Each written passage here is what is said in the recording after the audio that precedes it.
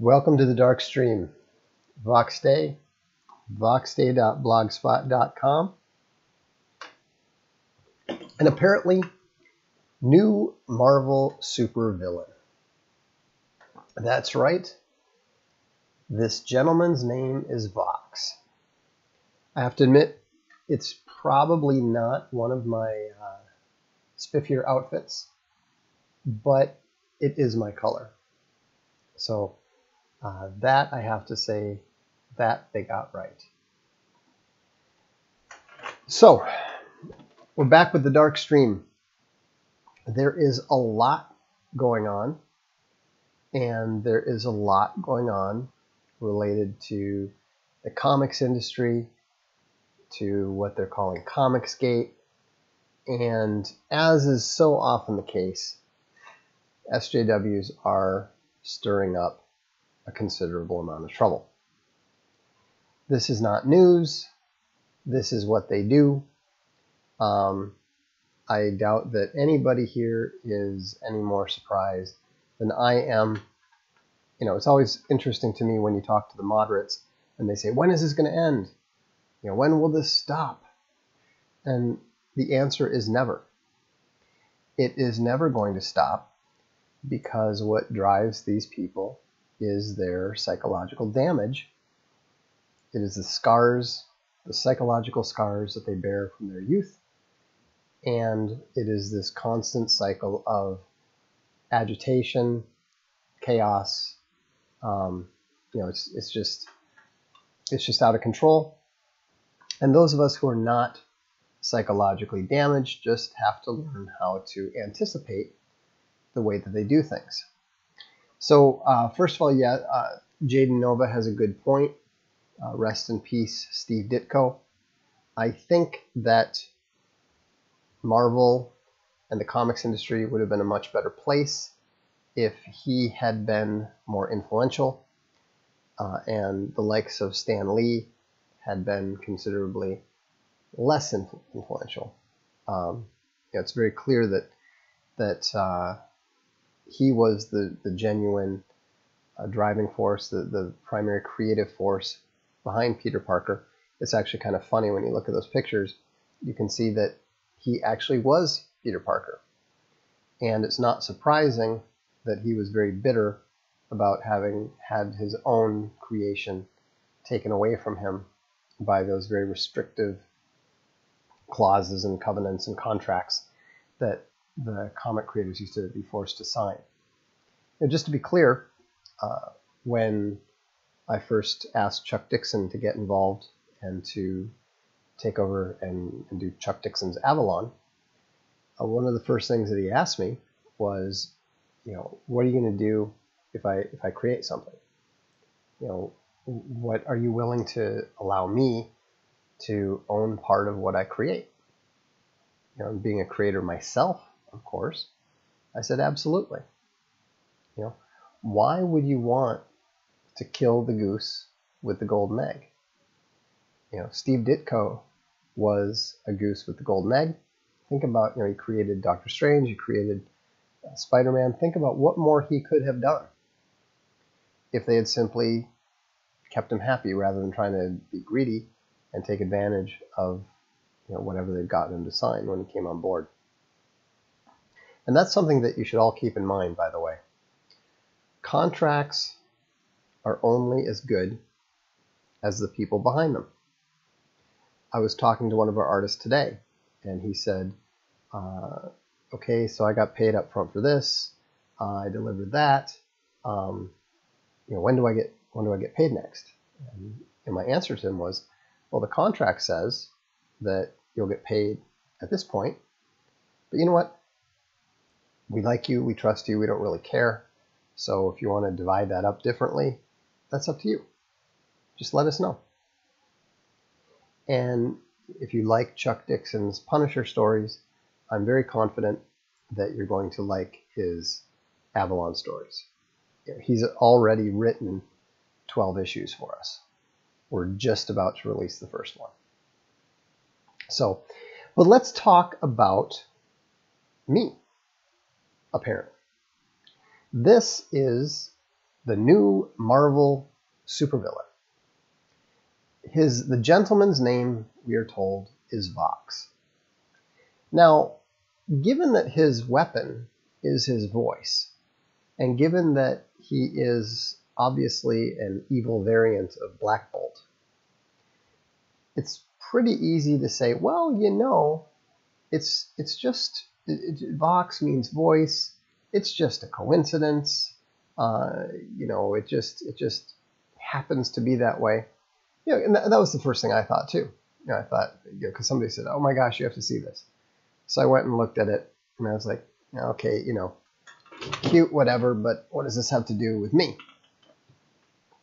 And then I read that he's in New Arctilon. And I thought, New Arctilon? You know, that sounds like kind of a lot like Arkhaven. And I thought, well, you know, that's probably nothing. You know, it's obviously this is a place that was created a long time ago. You know, the Inhumans have been around for a long time. It probably has nothing to do with you. And then I looked a little closer and realized that no, that's a place, a name for an existing place. It was just changed to that very recently. Now, a lot of you have also noticed that, or probably have noticed over time, that there's a rather infamous picture of me holding a flaming sword. This was for a Star Tribune piece that I don't believe ever ran. It was what happened was the author of the piece had the photographer from the paper call me and said, hey, do your characters, well, the first thing he said is, so what do you look like? I said, well, I'm about so tall. He says, well, are you like, you know, are you like a normal writer? And I said, I'm not fat, if that's what you're trying to, you know, subtly get at. I said, you know, I work out, you know, I play soccer, etc. He's like, okay, great. Do your characters do anything interesting? And it was kind of funny because, you know, what are you supposed to say? No, my characters do nothing boring. They do nothing. My books are boring and tedious. That's why your reporter chose to do a piece about me, an interview with me. So anyhow, I said, you know, it's fine. I can't, you know, I said I write about angels and demons. They carry flaming swords and all this sort of thing. He's like, oh, flaming swords, awesome. So next thing I know, I'm in the what passes for the photo studio of the newspaper downtown Minneapolis. Oh, and I should mention that this is after 9/11. Now you have to understand that he told me to bring a sword with me. And so I walk in, and it's a January in Minnesota, so it's a cold day. But it's a sunny day, so it's very cold and sunny. So I go in there, and I'm wearing, you know, these sort of black Matrix style sunglasses, you know, these black Armani sunglasses. My head is shaved like it is now. I'm dressed in all black, this big black leather coat. I've got black gloves on. I'm carrying a sword. So I walk into the newspaper, and they've got, you know, armed guards and police that are permanently stationed there at this point. So I walk in, and the first thing is all of the police immediately put their hands on their guns, you know, like this whole thing. And I'm like, whoa, hold on. And, you know, they didn't actually draw their guns, but they were quite ready to. And so I said, I'm just here for the photo shoot. And they're like, sir, you're going to have to hand over that sword. So I hand over the sword. They're like, next time if you're going to come in, it might help if you don't come in looking like the guy from the Matrix, so carrying a sword. So I did point out that the sword was in a sheath, but anyhow, so next thing I know, we're up there, and the guy looks at my sword, and it's it's fairly slim. He's like, oh, that's not good, dude. So he calls the local drama theater or something, and they bring over this big basket full of swords, which are just totally over the top, ridiculous fantasy style swords. Next thing I know, he's like putting flame paste all over it. He's like, okay, hold this. So I'm like, okay, I'm holding it. And then he sets it on fire. And the first thing he says is, he sets it on fire, and then he looks up and goes, I wonder if there are smoke detectors in here. And you have to understand, there is stuff all over this room. I mean, there's like, old clothes and cloths and all this sort of thing. And I'm thinking, man, if there is any sort of like paint fumes or whatever, this place is going to go up like a torch. So I'm sitting there holding the thing. And then what I didn't know about flame paste, and this is something to keep in mind, flame paste drips while it is burning. So I'm holding it going, okay, this is kind of cool. The flames are going up, and the photographer is kind of, and next thing I know, it's like dripping on my hand, burning my hand. But, you can't drop the thing. So I'm sitting there going, my hand is burning. Where can I put the sword down? But I can't put the sword down because it's still flaming. And so he's looking around and goes, and out of nowhere, there's this like huge pit of like a huge bucket of sand. He's like, stick it in the sand. So I was like, okay. And that worked. So that was good. So anyhow, we took a few more. We did a couple more takes because flame paste just burns out like that. Anyhow, so we got the picture. My point of this whole interlude is that if you look at the scythe, you have a flaming scythe. And so that too is another hint. Beyond that, I ended up looking at the next page, because they're bounding into comics, which by the way is becoming a really good comic site. They're not SJWs. They give everybody a fair shake, regardless of where on the political spectrum you are. And it's really interesting because they ran a sort of preview of this, and they ended up, it shows that Vox, the supervillain, is the voice and wrath of the gods. Now, obviously, if you're familiar with my name, Vox Dei, it is a homonym for the Latin phrase voice of the god. And so that is yet another hint. And then finally, they make a very big deal about the message left with 11,038 corpses. All these dead superhumans, all these dead inhumans. And so I'll leave it up to you guys to figure out what that clue can be interpreted as.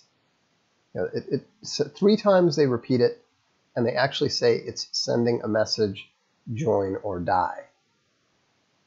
But think about what the 11038 could stand for. And I think that you'll see that it's sending a pretty clear message. Now, obviously, they're not going to admit this. This is what SJWs do. They like to take little pokes at you, while at the same time denying that you're important enough to attract their attention at all. We get that. We've seen this kind of crap time and time and time again, and we're going to see more of this. You're going to see them focusing on. You're going to see them focusing on Ethan. You're going to see them focusing on the diversity in comics guy. the more that we do, the more attention that we attract, the bigger deal that alternative comics become, and the more that their sales continue to drop, the more that they are going to be taking little shots at us. Now, what they're doing here is they're playing off the whole Supreme Dark Lord thing, which is fine, but what you're going to see eventually is Vox is going to be revealed to be a coward, to be afraid. He's going to be defeated and humiliated and all that sort of thing. That's what they do. It's all because everything that SJWs do is all based on wish fulfillment. They engage very heavily in magical thinking. They really believe that if they say it, then that somehow makes it true. They're very primitive in that way, as far in the sense that they're into trying to speak things into reality. If we define transgenderism as being mentally healthy, then it is. If we redefine homosexuality as being normal, then it is. I mean, I was talking to one of our artists, and he said, you realize what is bound to happen here. I said, what? He said, the only way that this can possibly end for Vox, the super inhuman, is he has to be taken down by Captain Marvel, the female Captain Marvel. Personally, I was hoping for, I was hoping it would end up being like Squirrel Girl or something ridiculous like that. That would be rather amusing. But anyhow, so that's the one interesting thing that happened in the comics industry lately from my perspective. The other thing that was interesting and frankly a little bit disappointing is something that I addressed on the blog, and that was we tried to hire a colorist, and a guy by the name of Bauman, and he's very good. He's old school. Ethan Van Sciver had originally hired him for Cyberfrog. When I called Ethan saying, hey, do you know anybody good? He was one of the guys that he had recommended. And so it was very disappointing to see that the guy actually came out and shared the email that I sent him looking for a colorist. He actually shared that out with some SJWs, who then put it on the internet, or put it on Twitter. I mean, this is astonishingly unprofessional. Now, the foolish thing that he did, I was actually inclined to leave this alone. I was annoyed. I contacted him and said, did you actually do this? His response made it very clear that he had, in fact, done it. And so, although I will say that he did have the sense to redact my telephone number and my email address, so that was nice of him. So I was planning to just ignore it. It's not a big deal. It doesn't harm us at all.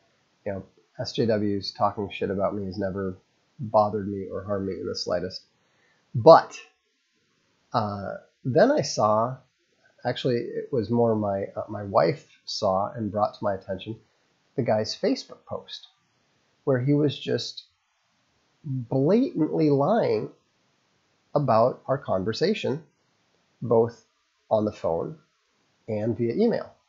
Now, this is always a mistake with me, just so you know. I am aware that everything I say and everything I write is being listened to very closely and is going to be used against me if possible. So when I send an email to someone, even though I hope they have the professionalism and the decency to not make it public, I always assume that there is at least a chance that everybody's going to be reading this. And so, and you have to think about it that way. If you're Skyping something to someone, then you're also sharing it with Microsoft. If you're putting a comment here on the chat, you're sharing it with Streamlabs, you're sharing it with Google, you're sharing it with anybody who chooses to screen capture and so forth. For some reason, a lot of people have a tendency to think that, well, if it's on Facebook or Twitter, then it's public, but if I email it to someone or if I'm talking on Skype, then it's not. Well, the reality is it is always a public thing. And so, so what I did, and you can see this on the blog on the post entitled SJW Professionalism, is that I put our entire email exchange on the blog. And I also put that post from Facebook up where he made the various false claims that he did. And so, if you take a look at it, you'll see exactly how dishonest and how unprofessional the whole thing is. Somebody said, contingency plan like Batman. I'm a game designer. It's my job to think about every single possibility, not just things that can go well, but things that can go wrong. Planning and designing things in terms of forked trees is literally what I do all the time. And so I am always prepared for these sorts of things. And so anyhow, that's something that the SJWs don't realize. And so, they just keep making the same sort of mistakes again and again and again and again. And they will continue to do so. And that's one of the reasons why we are going to continue to defeat them again and again and again every time we run into them. The only thing that we have to do is not let them win. And I use that term advisedly. Let them win.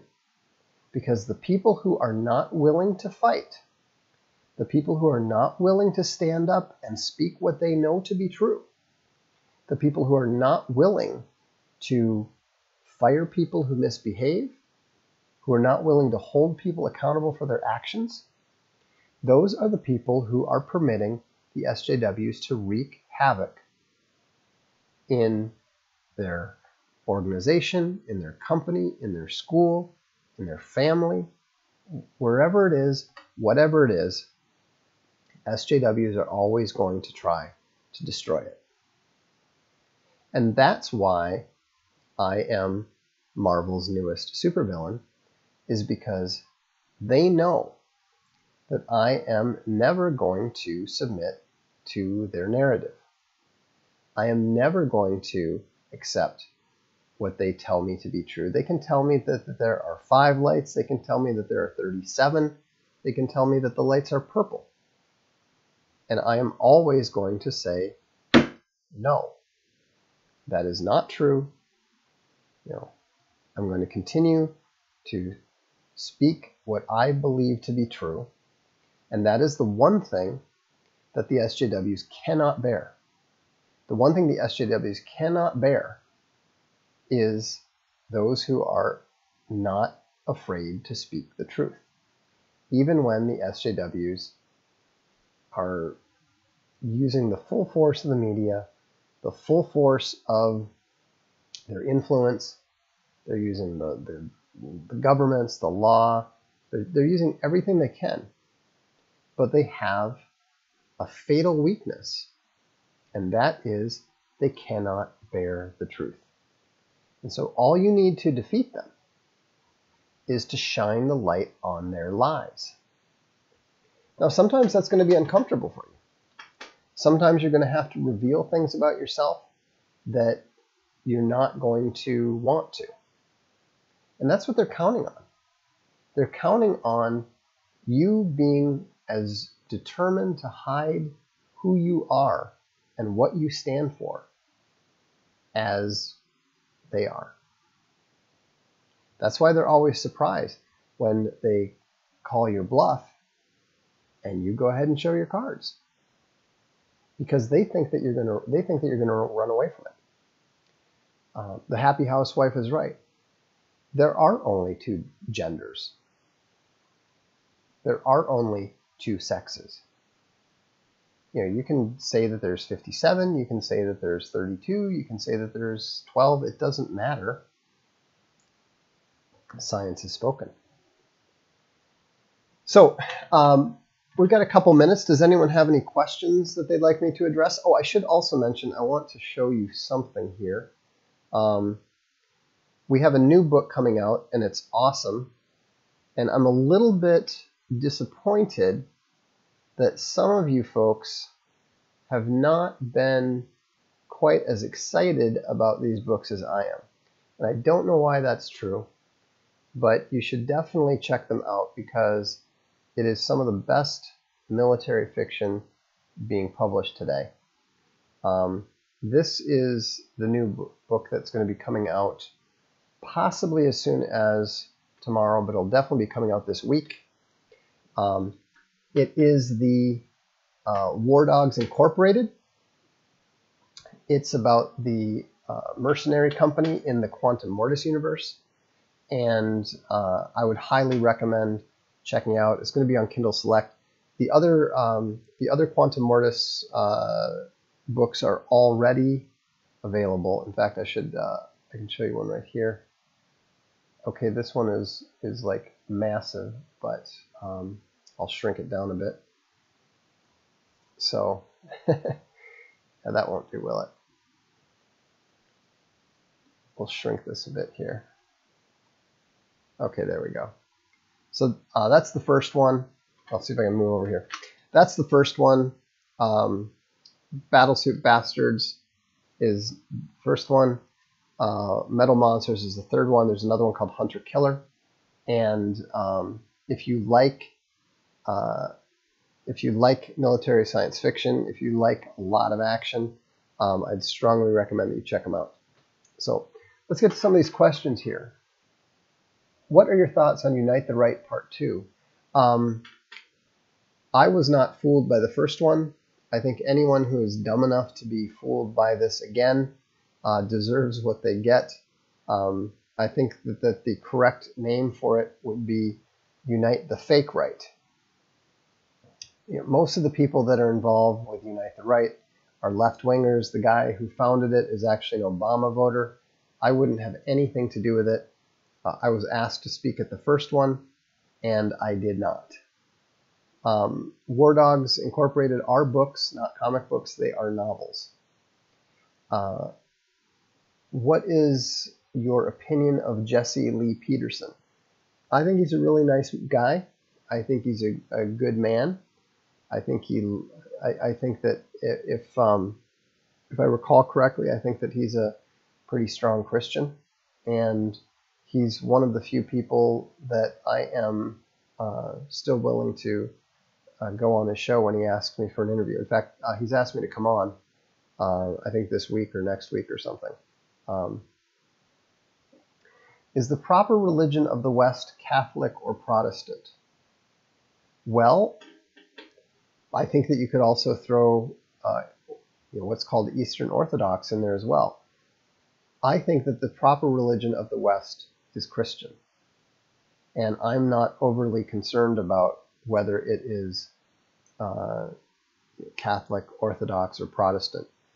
We don't know exactly what is the correct way to worship Jesus Christ, but however you do it, that's the main point as far as I'm concerned. Martin is working on a new book. We may be publishing it. I don't know yet. Did you ever consider printing single issues on newsprint? No. We have our printing system. We work very closely with Ingram, so we're not looking at anything else. What do you think Gamergate Part 2 will look like? I think Gamergate Part 2 is looking a lot like something called Comicsgate. It is the last day of the Steam sale. What can I buy that you worked on? I have no idea what they are selling. What optics are best when in public for discussing the issues of demographics? I don't even understand the question. Let's not get into that. I'm really not into optics and marketing and brand. And if you're talking about that stuff, related to politics, I'm seldom interested. Weren't the founding fathers deists? Absolutely not. There were actually more founding fathers who were Christians who personally translated the Bible, either a testament of the Bible, than were deists. The reason that legend sprung up is because the few deists were among several of the most outspoken ones. What do you say to neo-atheists who deny free will? They're wrong. Did you hear about the passing of Ed Schultz? Yes, but I barely knew who he was. What was even the point of sharing completely innocuous professional correspondence? Well, the whole idea was to embarrass Ethan Van Sciver and call him an alt-right Nazi, and try to tie him personally to me, which is all of which is ridiculous. Ethan and I are friendly acquaintances, but we don't work together. We haven't worked together. I didn't even know who he was, and he didn't know who I was until a couple months ago. Can you speak to the quality of Ingram's shipments? Ingram is absolutely phenomenal. I'll put up a post from somebody, but even their shipments to the customer, the end user, are fantastic. So let's see here. Are you serious about making movies from your comics? Please be serious. Yes, we're absolutely serious. We've already signed an agreement with a legitimate, experienced movie producer. We've already had meetings with several serious groups who are interested in providing the financing, and I'll keep you posted. But yes, we're absolutely serious about it. It's happening much sooner than I planned, but now that I understand what the situation is in the movie industry, I can understand why people are so interested in it. Avalon is due within 2 weeks. Do you think the alt-right and guys like Spencer, etc., are trying to do a divide? Yes, I do think that some of them are trying to do the same sort of thing as Jordan Peterson and steer the right to the left. What is the most analogous historical situation to America? I don't know. I mean, I hope that it's like the Velvet Revolution in Czechoslovakia. I am much more, I'm very concerned that it's going to be a lot more like the breakup of Yugoslavia post-Tito. How should we react to being screwed on Brexit? Don't let them do it. Let them know that, don't be afraid of them, of all the horror stories. Brexit with no deal is fine.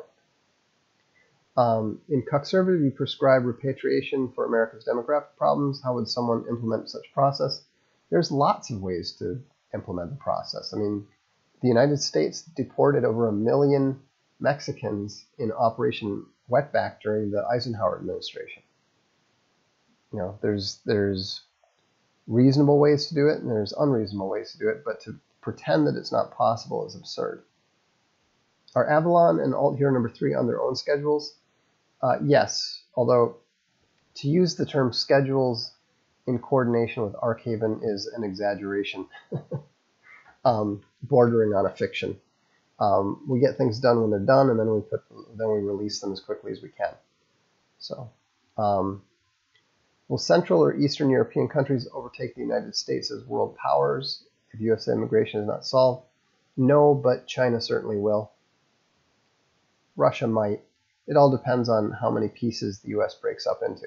If you look at Russia, the Soviet Union broke up, but Russia remains pretty powerful. There might be a post-U.S. country within the former U.S. borders that is still very powerful. Might even be called America, but we'll see. Do backers of Alt Hero get early access to Dixon's Avalon? Yes, they do. All Alt Hero backers get all Avalon and all Alt Hero stuff digitally for free. That's why the support for Alt Hero was such a good deal. It was only $15, and you end up getting 24 digital single issues. Will failure migration speed up the 2042 deadline? No, but the fact that the deadline was actually 2033, from my perspective, would speed it up. Okay, I'm just going to say no. This is about the 20th time that I've been asked if I would be up for a debate or conversation with J.F. Gariepi. No, I said many times I would be happy to do it. I've never gotten an invitation, so stop asking me about it. Why the hell are you asking me? You know, do not ask me about other people's shows or whatever. Ask them. Okay? I mean, I don't want to sound irritated, but I am irritated because I keep getting asked the same stupid question over and over and over again. And it doesn't have anything to do with me in the first place. You know, if somebody's interested in talking to me, my email is right at the top of my blog. It's very simple. Just ordered some Jeeves and Quantum Mortis off Amazon a week ago and a bit back. Looking forward. Yeah, Amazon's been pretty slow. If you order it from Castalia Books Direct, it's much, much faster. Much, much faster. If I remember correctly, Shade's original color scheme was black and dark blue. Did he look too much like Batman? Yes. As soon as I saw that, I changed it. So, anyhow, that's all the time I have. So have a good evening. Thanks for tuning in. Be sure to look forward to War Dogs Incorporated Metal Monsters. It's really good. And we're also going to have some other books coming out this month, both comics and novels, that I hope you will appreciate. So have a good one, and we will see you the next time.